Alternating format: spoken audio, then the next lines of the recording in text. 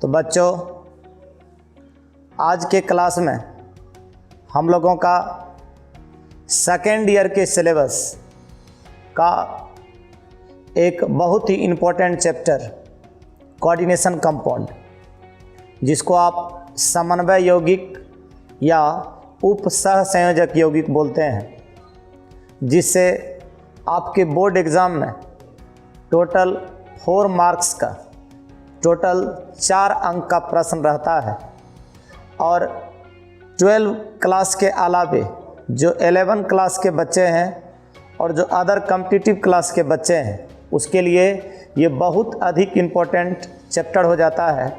अतः यहाँ से इस चैप्टर का शुरुआत होगा। आज सिर्फ इंट्रोडक्शन होगा कोऑर्डिनेशन कंपाउंड का, कोऑर्डिनेशन केमिस्ट्री का। इसके बाद बिल्कुल इनिशियल स्टेज से, बिल्कुल शुरुआती जगह से, शुरुआती तरीके से इसको बताया जाएगा, एक एक पॉइंट आपको समझाया जाएगा। और अगर आप इनिशियल स्टेज से इसको समझते हैं, बिल्कुल शुरुआत से इसको आप पढ़ते हैं, तो इसके नाम को लिखने में आपको कहीं भी कोई दिक्कत नहीं होगा। तो कोऑर्डिनेशन कंपाउंड चैप्टर को आज से हम लोग शुरू करने वाले हैं। तो देखा जाए,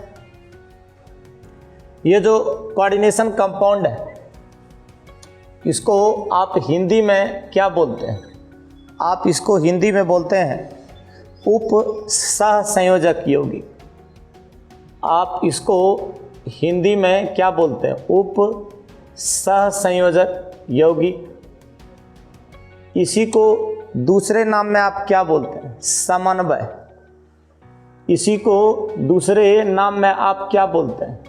समन्वय यौगिक। इसका मतलब इस जो कोऑर्डिनेशन कंपाउंड है, इसको आप हिंदी में समन्वय यौगिक या उप सहसंयोजक यौगिक भी कह सकते हैं। ये एक चैप्टर है जिससे आपका टोटल 4 नंबर का प्रश्न सेकेंड ईयर के बोर्ड एग्ज़ाम में रहता है, जबकि अन्य क्लास के लिए, नॉलेज के लिए बहुत ही अधिक इम्पोर्टेंट। तो फर्स्ट ऑफ ऑल हम लोग किस पर आएंगे? तो कोऑर्डिनेशन केमिस्ट्री। तो आपको ये पता है कि साइंस में जो पढ़ाई होती है वो 2 तरीके से होती है। एक को आप बोल देते हैं थियोरिटिकल, जो हम लोग पढ़ाते हैं, और एक लैब में होता है जिसको बोलते हैं एक्सपेरिमेंटल। तो 2 प्रकार का स्टडी किसी भी साइंस में होता है, चाहे वो फिजिक्स हो या केमिस्ट्री हो या बायो हो। तो 2 प्रकार का स्टडी हम लोग करते हैं, एक सैद्धांतिक और एक प्रायोगिक, एक थियोरिटिकल और एक एक्सपेरिमेंटल। तो कोऑर्डिनेशन केमिस्ट्री पढ़ाते हैं। ये कोऑर्डिनेशन केमिस्ट्री क्या है? तो कोऑर्डिनेशन केमिस्ट्री क्या है? The theoretical and experimental studies of the preparation, properties, applications and the nature of bonds of the coordination compound.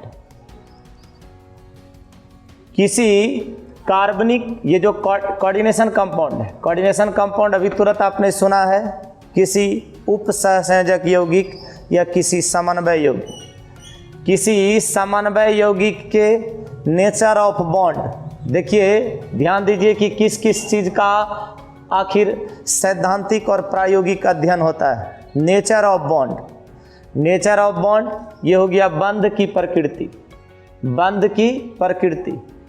Applications समझते हैं, अनुप्रयोग कि कहाँ कहाँ इसका यूज होगा। एप्लीकेशंस जिसको आप क्या बोलते हैं? अनुप्रयोग। अनुप्रयोग कि इसका यूज कहाँ करते हैं। और प्रॉपर्टीज समझ रहे हैं आप? प्रॉपर्टीज क्या हुआ? गुण। और प्रिपरेशन आप समझते हैं इसको बनाने की विधि। तो कितना चीज़ आपने सुना? तो आपने बनाने की विधि। तो नेचर ऑफ बॉन्ड क्या हो गया? ये हो गया बंध की प्रकृति। बंध की प्रकृति, किसके बंध की प्रकृति? तो कोऑर्डिनेशन कंपाउंड, उप सहसंयोजक यौगिक के बंध की प्रकृति, उसके अनुप्रयोग, उसके गुण और उसको बनाने की विधि का किस किस प्रकार का अध्ययन? तो 2 प्रकार का अध्ययन, सैद्धांतिक और प्रायोगिक। तो 4 शब्द को आपने सुना। किसी उप सहसंयोजक यौगिक के बंध की प्रकृति, उसके अनुप्रयोग, उसके गुण और बनाने की विधि के सैद्धांतिक और प्रायोगिक अध्ययन को आप क्या कहते हैं? Coordination chemistry. ये कोऑर्डिनेशन केमिस्ट्री था। तो ये सिर्फ इसका इंट्रोडक्शन है कोऑर्डिनेशन केमिस्ट्री का। अब आप थोड़ा सा इसमें जो कुछ शब्द आएगा उस पर थोड़ा ध्यान दीजिएगा और धीरे धीरे आप इसके इंट्रोडक्शन को ओवर कर लीजिएगा। ये था आपका कोऑर्डिनेशन केमिस्ट्री। अब आ जाइए आप कि ये कोऑर्डिनेशन केमिस्ट्री का क्या importance. According to Thomas Menon ने इनके बारे में कहा है। थॉमस मेनन फ्रेंच केमिस्ट थे। ये फ्रेंच रसायन शास्त्री थे और उन्होंने इसके इम्पोर्टेंस के बारे में कहा है। अकॉर्डिंग टू थॉमस मेनन के अनुसार क्या है ये कोऑर्डिनेशन केमिस्ट्री? ये उप सहसंयोजक रसायन क्या है? ये बैकबोन है, ये रीड है और इसके बगैर कम से कम 3 केमिस्ट्री का। किस केमिस्ट्री का? तो एक आपका हो गया मॉडर्न इनऑर्गेनिक केमिस्ट्री, एक हो गया बायो इनऑर्गेनिक केमिस्ट्री और एक हो गया केमिकल इंडस्ट्री। 3 चीज़ का ये बैकबोन है। इसका मतलब औद्योगिक रसायन, जैव अकार्बनिक रसायन और आधुनिक रसायन का यह रीड। 3 चीज़ का यह रीड है अकॉर्डिंग टू थॉमस मेनन, जो फ्रेंच केमिस्ट थे। उनके अनुसार ये जो कोऑर्डिनेशन केमिस्ट्री होता है, ये जो उप सहसंयोजक रसायन होता है, ये रीड है, ये बैकबोन है। आप समझ सकते हैं कितना अधिक इम्पोर्टेंट हुआ। 3 चीज़ का रीड कहा, 3 केमिस्ट्री का। तो किस चीज़ का? तो एक मॉडर्न इनऑर्गेनिक केमिस्ट्री का, जिसको आधुनिक अकार्बनिक रसायन कहे, बायो इनऑर्गेनिक केमिस्ट्री का, जिसको आप जैव अकार्बनिक रसायन कह सकते हैं, और केमिकल इंडस्ट्री का, जिसको आप औद्योगिक रसायन कह सकते हैं अकॉर्डिंग टू थॉमस मेनन। ये इसका बैकबोन है। अब यहाँ पर जो आप कोऑर्डिनेशन कंपाउंड पढ़िएगा तो एक चीज़ आप दिमाग में रखिए कि मॉडर्न केमिस्ट्री में जो कॉम्प्लेक्स कंपाउंड होता है, जो बहुत ज़्यादा जटिल यौगिक होता है, आजकल उसी को कोऑर्डिनेशन कंपाउंड बोलते हैं। मतलब कॉम्प्लेक्सेस जो होता है, कॉम्प्लेक्सेस वही है कोऑर्डिनेशन कंपाउंड आज के डेट। उसी को कोऑर्डिनेशन कंपाउंड कहा जाता है। तो इसमें आपका जो बनता है कम से कम 2 लवण रहता है, 2 से अधिक लवण भी रहता है, योग से बनता है। इसलिए इस योग के आधार पर, इस एडिशन के आधार पर इस कोऑर्डिनेशन कंपाउंड को 2 भाग में बांटा गया। एक का नाम रहा आपका डबल साल्ट या लैटिस साल्ट। डबल साल्ट या लैटिस साल्ट, जिसको आप हिंदी में बोलते हैं द्विक लवण, जिसको आप हिंदी में क्या बोलते हैं? द्विक लवण या जालक लवण। जालक लवण। ये डबल साल्ट क्या है? तो ये ऐसा योगशील कंपाउंड है, ये ऐसा एडिशन कंपाउंड है, ये ऐसा योगशील यौगिक है जो कब स्टेबल होता है, ये कब अपना वजूद बना के रख पाता है? जब ये सॉलिड स्टेट में रहता है, जब ये ठोस अवस्था में रहता है। मतलब द्विक लवण जो है सिर्फ ठोस अवस्था में ही, सॉलिड स्टेट में ही अपने वजूद को बचा के रख सकता है। और अगर जैसे ही आप इसको किसी सॉल्यूशन में डालिएगा, जैसे ही आप इसको किसी विलयन में डालिएगा, अब विलयन आपको पता है, एक्वस भी होता है, जलीय विलयन भी होता है और नॉन एक्वस सॉल्यूशन भी होता है, जल के अलावे भी आप विलयन बनाते हैं, घोल कर उसका तैयार करते हैं। तो चाहे वह एक्वस हो या नॉन एक्वस हो, जलीय हो या अजलीय हो, विलयन कौन हो, विलयन किसी प्रकार का हो, जैसे ही आप उसमें डबल साल्ट को डालिएगा तो वो उसका जो अवयवी लवण है, जो उसका अवयवी तत्व है, वो अवयवी तत्व में डिकम्पोज हो जाएगा, वह उसमें टूट जाएगा, वह डिसोसिएट हो जाएगा, वह विघटित हो जाएगा। तो द्विक लवण आप किसको बोलते हैं, लैटिस साल्ट आप किसको बोलते हैं। तो डबल साल्ट या लैटिस साल्ट आप उसको बोलिएगा जो ठोस अवस्था में अपने प्रॉपर्टी को कायम रखता है, अपने अवस्था को बचा के रख पाता है, अपने अवयवी तत्व को बचा के रख पाता है। लेकिन जैसे ही वह किसी विलयन में डाला जाता है, जैसे ही आप उसको किसी घोल में डालिएगा, किसी सॉल्यूशन में डालिएगा, और बार बार हम मेंशन ये कर रहे हैं कि सॉल्यूशन कौन हो रहे, एक्वस रहे या नॉन एक्वस रहे, तो जैसे ही इसका आप घोल बनाइएगा ये डिकम्पोज हो जाएगा और ये अपने कंस्टिट्यूएंट आयन में, ये अपने अवयवी आयन में ये क्या हो जाएगा, डिसोसिएट हो जाएगा, डिकम्पोज हो जाएगा, टूट जाएगा। तो इसको आप क्या बोलते हैं, डबल साल्ट, इसको नॉन एज डबल साल्ट या लैटिस साल्ट। अब कोऑर्डिनेशन कंपाउंड जो हम लोगों का चैप्टर है, तो कोऑर्डिनेशन कंपाउंड पे हम लोग आते हैं। तो आपने जो डबल साल्ट में पढ़ा वही चीज़ कोऑर्डिनेशन कंपाउंड में भी आप पढ़िएगा। डबल साल्ट जो होता है सॉलिड स्टेट में अपने कंस्टिट्यूएंट पार्टिकल को मेंटेन करके रखता है, लेकिन जैसे ही उसको सॉल्यूशन में डाला जाता है वह क्या हो जाता है, डिसोसिएट हो जाता है, अपने कंस्टिट्यूएंट आयन में वह टूट जाता है जैसे उसको सॉल्यूशन में डाला जाता है। लेकिन इसमें क्या होगा, जो कोऑर्डिनेशन कंपाउंड होगा सॉलिड स्टेट के अलावे किसी सॉल्यूशन में भी जब डाला जाएगा उसको, जब उसको आप विलयन में डालिएगा, चाहे विलयन एक्वस हो या नॉन एक्वस हो, विलयन में भी डालिएगा तो भी अपने कंस्टिट्यूएंट आयन में नहीं टूटेगा। यही इस दोनों में क्या है, डिफरेंस है कि जो कोऑर्डिनेशन कंपाउंड होता है वो विलयन में जाने के बाद भी अपने आइडेंटिटी को क्या करता है, बचा के रखता है, अपने वजूद को बना के रखता है, उसमें भी वह क्या रहता है, स्टेबल। जबकि डबल साल्ट सॉल्यूशन में जा कर के स्टेबल नहीं रहता है, वह अपने कंस्टिट्यूएंट आयन में डिकम्पोज हो जाता है, वह डिसोसिएट हो जाता है। जबकि कोऑर्डिनेशन कंपाउंड जो है ये डिकम्पोज नहीं होता है, डिसोसिएट नहीं होता है। तो ये भी एडिशन कंपाउंड हुआ। और इसके बारे में आप ये भी जानिएगा कि ये किस चीज़ से घिरा हुआ रहता है, क्या चीज़ इसके साथ हर वक्त रहता है।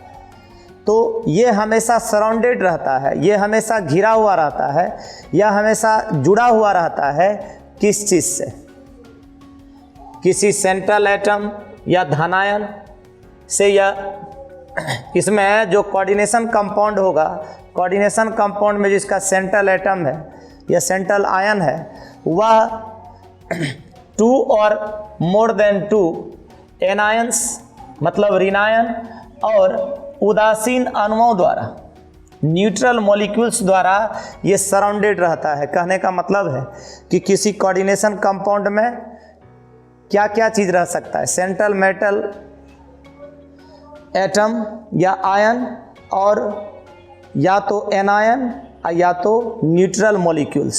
इसका मतलब उसमें 3 चीज़ बहुत आवश्यक है। सेंट्रल मेटल एटम रहेगा ही, उसके बाद उसमें क्या रहेगा, या तो एनायंस रहे या न्यूट्रल मॉलिक्यूल्स रहे, या तो उदासीन परमाणु रहे अथवा ऋणायन रहे, उसके द्वारा वह सेंट्रल मेटल एटम क्या रहता है, घिरा हुआ रहता है। ये चीज़ आप जरूर देखिएगा। और आप इसके बारे में और जान लीजिए कि ये इसकी जो आइडेंटिटी है वह सॉल्यूशन में भी मेंटेन रहता है, सॉल्यूशन में भी मेंटेन रहता है और सॉलिड स्टेट में भी मेंटेन रहता है। इसका मतलब दोनों जगह इसकी आइडेंटिटी क्या रहती है, मेंटेन रहता है। अब आप कुछ ऐसे इंट्रोडक्शन को देखिएगा, कुछ ऐसे परिचय को देखिएगा जो कि बार बार आपको नाम में आएगा। जब आप इस कंपाउंड को पढ़िएगा, इसका नाम सीखिएगा तो बार बार वो चीज़ आएगा। तो वैसे सब चीज़ को अभी क्या करना है, देखना है। तो अभी उसी में से एक शब्द आएगा आपका कोऑर्डिनेशन एंटिटी। कोऑर्डिनेशन एंटिटी, तो थोड़ा सा शब्द पर ध्यान दीजिए। ए स्पेसीज, एक ऐसा समूह, एक ऐसा शब्द जिसमें आपका क्या रहेगा, देखिए। A species which is constituted by central metal atom और कैटायन, जिसमें एक सेंट्रल मेटल एटम हो। सेंट्रल मेटल एटम को ही आप क्या बोलते हैं, कैटायन। एक सेंट्रल मेटल एटम हो अथवा क्या हो, धनायन हो, जो किस चीज़ से फिक्स रहता है, किस चीज़ से जुड़ा हुआ रहता है। तो विच इज बॉन्डेड, जो बांधा हुआ रहता है fix number of anions and neutral molecules, या तो उदासीन परमाणु से अथवा ऋणायन से वह क्या रहता है, बंधा हुआ रहता है, वह जुड़ा हुआ रहता है। इसका मतलब जो कोऑर्डिनेशन एंटिटी होगा, कोऑर्डिनेशन एंटिटी में क्या होता है कि एक सेंट्रल मेटल एटम जो है वह किसी उदासीन अणु से या ऋणायन से क्या रहता है, बंधा हुआ रहता है, जुड़ा हुआ रहता है। और क्या होता है इसमें, और क्या आप देखते हैं इसमें कि ये जो होता है या तो आवेशित होता है, इट इज आइदर चार्ज और न्यूट्रल। ये या तो आवेशित होता है, मतलब या तो इस पर चार्ज रहता है, अथवा यह क्या रहता है, उदासीन रहता है, इस पर किसी प्रकार का चार्ज नहीं रहता है। इट इज आइदर चार्ज और न्यूट्रल। और इसको कहाँ लिखिएगा आप कोऑर्डिनेशन एंटिटी को, तो कोऑर्डिनेशन एंटिटी को लिखा जाता है कोऑर्डिनेशन स्फीयर में। और कोऑर्डिनेशन स्फीयर का आप सिंबल याद रखिए, ऐसा जहाँ पर अभी के बाद से सिंबल हम दे दें, आप इसको क्या पढ़िएगा, कोऑर्डिनेशन स्फीयर। इसका मतलब this is the symbol of coordination sphere. ये हो गया कोऑर्डिनेशन स्फीयर। इसका मतलब कोऑर्डिनेशन एंटिटी को जब भी लिखा जाएगा तो वह किसके अंदर लिखा जाएगा, तो कोऑर्डिनेशन स्फीयर के अंदर लिखा जाएगा। अब ये कैसे वर्क करता है, ये कोऑर्डिनेशन एंटिटी वर्क कैसे करेगा, ये वर्क करेगा एक यूनिट की तरह, एक यूनिट की तरह, वर्क्स एज ए यूनिट, एक यूनिट की तरह कार्य करता है। मतलब सब मिल के एक काम करता है, वर्क्स एज ए यूनिट। और होता कैसा है, नॉन आयनिजेबल, आयनिक नहीं होता है, नॉन आयनिजेबल होता है, आयन में डिकम्पोज नहीं होता है, आयनिक नहीं होता है। और इसके बाहर के तरफ देखिएगा, इसके बाहरी तरफ को देखिएगा, इसके बाहर देखिएगा, ये तो कोऑर्डिनेशन स्फीयर के अंदर का गब। इसके बाहर अगर बात कीजिएगा तो आउटसाइड ऑफ इट, इसके बाहर जो है ना एक आयनिजेबल ग्रुप्स रहता है, एक आयन का ग्रुप रहता है जिसको आप बोलते हैं काउंटर आयन। इसके बाहर कोऑर्डिनेशन स्फीयर के बाहर आयनों का एक समूह रहता है जिसको आप क्या बोलते हैं, काउंटर आयन। और ये सब को हम बाय एग्जाम्पल क्या करेंगे, जब नाम पर आएंगे, जैसे ही हम लोग नाम लिखेंगे तो सेपरेटली सब चीज़ को एक एक करके देखेंगे कि कौन काउंटर आयन है, कहाँ पर आपका कोऑर्डिनेशन एंटिटी है, कौन सेंट्रल मेटल एटम है, कौन लिगेंड है। तो ये टोटल को हम लोगों को एक तरफ से क्या करना है, एक एक करके टू द पॉइंट क्या करना है, पढ़ना है।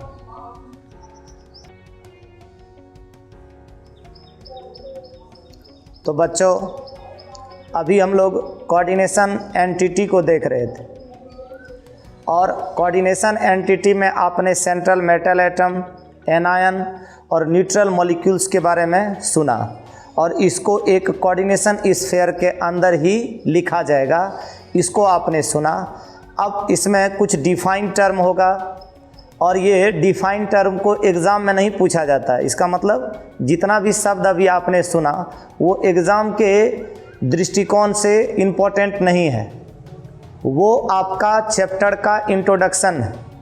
और धीरे धीरे आप चैप्टर के जब बीच में आइएगा तो वहाँ से ही सारे प्रश्न पूछे जाते हैं।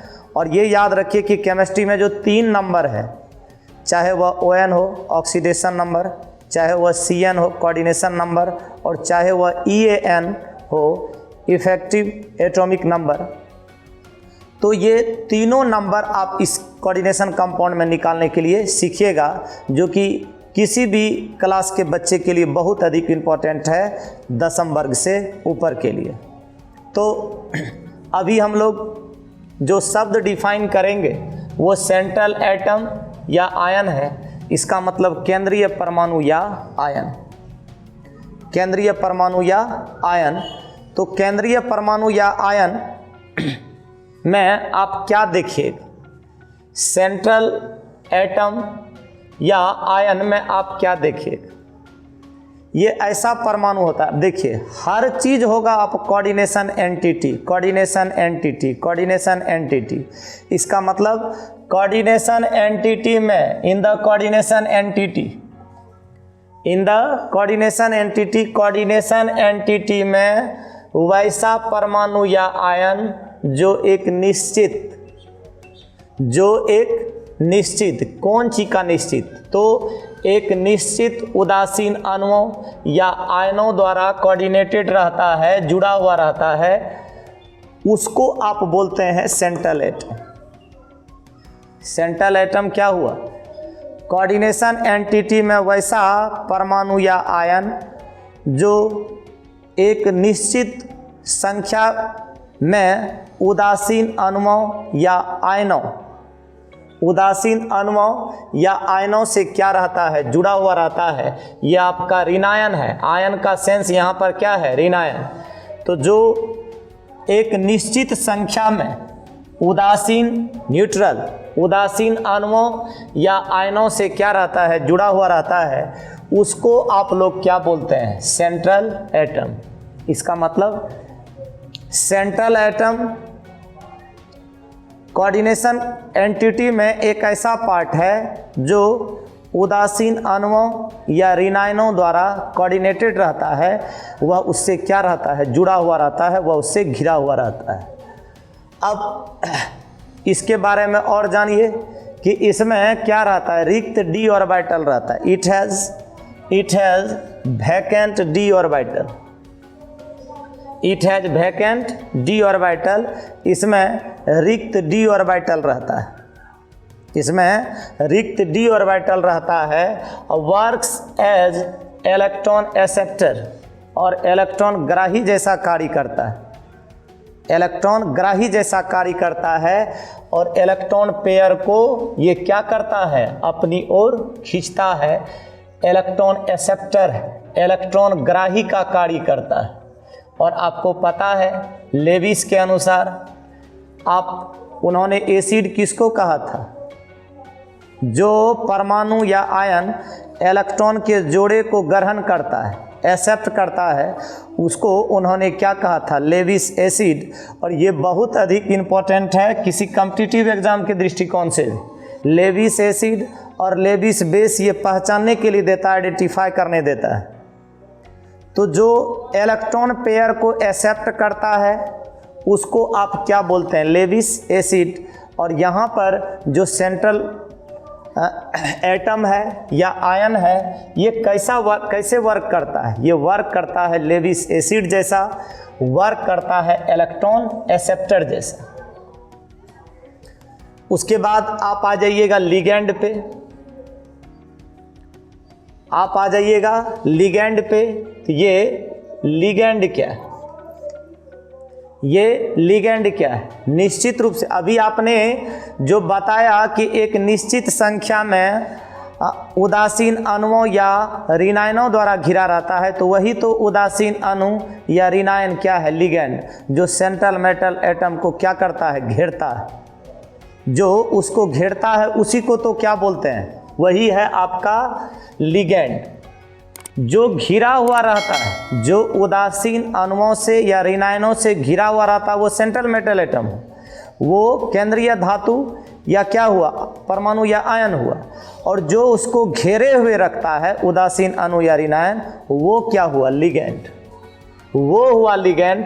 तो द न्यूट्रल मॉलिक्यूल्स और ions link to the central atom, जो केंद्रीय परमाणु से जुड़ा हुआ रहता है, कहाँ पर, in the coordination entity. Coordination entity में जो सेंट्रल एटम से जुड़ा हुआ उदासीन अणु या ऋणायन रहता है, उसी को आप लोग क्या बोलते हैं, कोऑर्डिनेशन, उसी को आप बोलते हैं लिगेंड।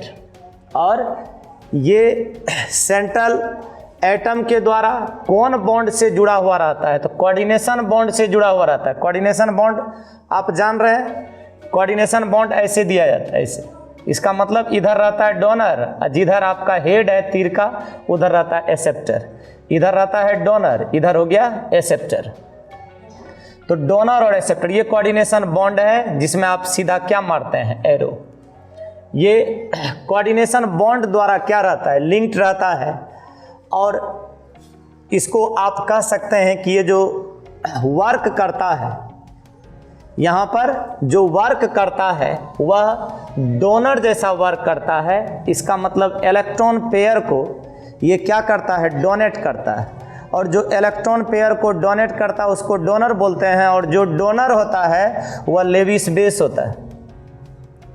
जो डोनर होता है वह लेविस बेस होता है, और जो एक्सेप्टर होता है वह लेविस एसिड होता है। इस चीज़ को आप जरूर दिमाग में रखेंगे।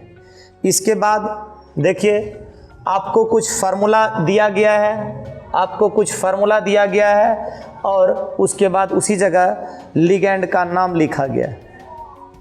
अगर आप इसके फार्मूला को, लिगेंड के नाम को दिमाग में रखते हैं, तो जब आप कोऑर्डिनेशन कंपाउंड का नाम लिखिएगा तो वहाँ पर आपको ON निकालने में, वहाँ पर आपको CN जानने में, वहाँ पर उसका नाम लिखने में, IUPAC नेम जो आप लिखिएगा, वहाँ पर EAN निकालने में आपको बहुत ज़्यादा फायदा करेगा।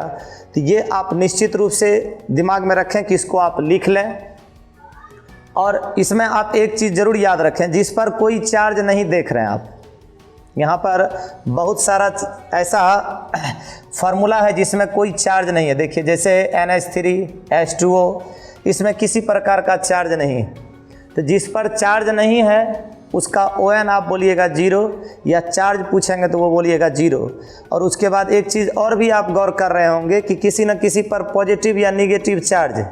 तो जिस पर निगेटिव चार्ज है वो एनायन हो गया, जिस पर पॉजिटिव चार्ज है वो कैटायन हो गया।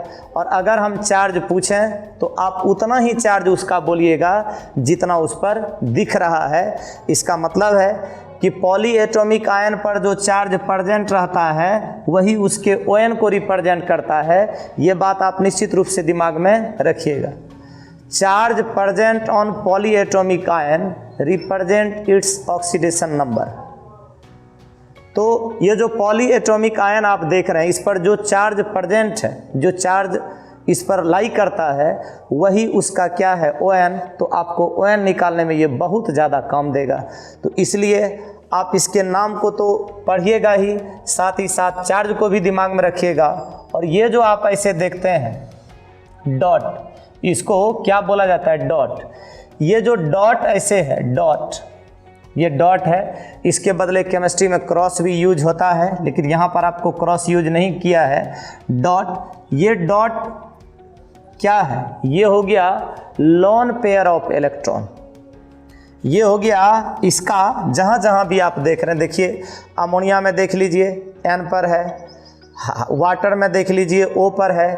तो ये जो आप ऐसे देखते हैं डॉट, ये क्या है, ये है लोन पेयर ऑफ इलेक्ट्रॉन। ये है लोन पेयर ऑफ इलेक्ट्रॉन। इसको हिंदी में आप क्या बोलिएगा, इलेक्ट्रॉन का निर्जन युग्म।